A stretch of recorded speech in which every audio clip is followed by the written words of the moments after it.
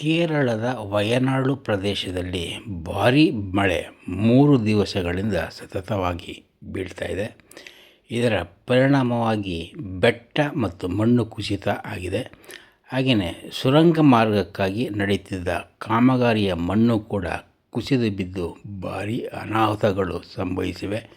5ಕ್ಕೂ ಹೆಚ್ಚು ಜನ ಸತ್ತಿದ್ದಾರೆ ಅಂತ ಹೇಳಲಾಗುತ್ತಿದ್ದು, ರಕ್ಷಣಾ ಕಾರ್ಯ ಬಿರುಸಿನಿಂದ ನಡೀತಾ ಇದೆ. ಬಸ್ಸು ನೀರಿಗೆ ಬಿದ್ದಿದೆ.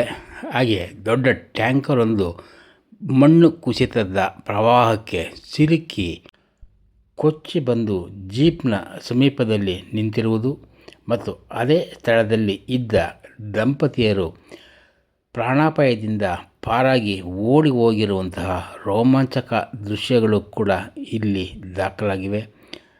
ವಯನಾಡು ಕ್ಷೇತ್ರದಾದ್ಯಂತ ಭಾರೀ ಅನಾಹುತಗಳು ನಡೀತಾ ಇದ್ದು, ರಕ್ಷಣಾ ಕಾರ್ಯ ಕೂಡ ದೊಡ್ಡ ಮಟ್ಟದಲ್ಲೇ ನಡೀತಾ ಇದೆ.